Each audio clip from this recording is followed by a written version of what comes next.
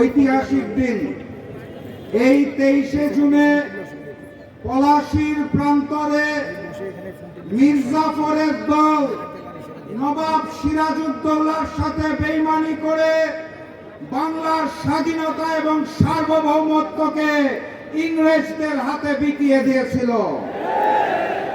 আজ সেই 23শে জুন, যেদিন অপরাজনৈতিক সন্ত্রাসী সংগঠন আওয়ামী লীগের জন্ম হয়েছিল, সেই আওয়ামী লীগ পলাশীর বেইমানির চেতনাকে ধারণ করে বাংলাদেশের জনগণের সাথে বেইমানি করে গুম খুন হত্যা করে গণহত্যা চালিয়ে বাংলাদেশের স্বাধীনতা এবং সার্বভৌমত্বকে হিন্দুস্তানের কাছে বিকিয়ে দিয়েছিল।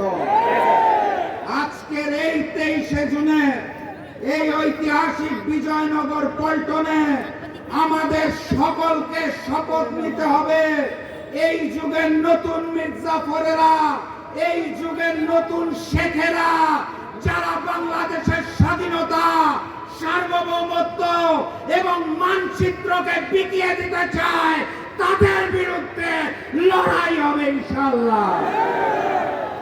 আজকে আমরা এখানে সমবেত হয়েছি গুম খুন গণহত্যার বিচারের দাবিতে। কার কাছে বিচার চাই? যারা মুখে বলে আওয়ামী লীগকে চায় না, আবার ওই মুখেই বলে পরিচয় বদলে আওয়ামী লীগের লোকেরা নাকি স্থানীয় সরকার নির্বাচনে অংশ নিতে পারবে। মুখে এক আর তলে তলে ওই হিন্দুস্তান আর আওয়ামী লীগের সাথে সম্পর্ক রেখে যারা নতুন ফ্যাসিজম কায়দা শুরু করেছে, তাদের কাছে বিচার চেয়ে কোনো লাভ নাই। ওসমান আদির হত্যাকারীরা কোথায়? গণহত্যাকারী ফ্যাসিস্ট শেখ হাসিনা কোথায়? তাদের দেশে নিয়ে এসে ফাঁসির কাস্টে ঝুলানোর জন্য এই সরকারের পক্ষ থেকে কোনো পদক্ষেপ দেখা যাচ্ছে না।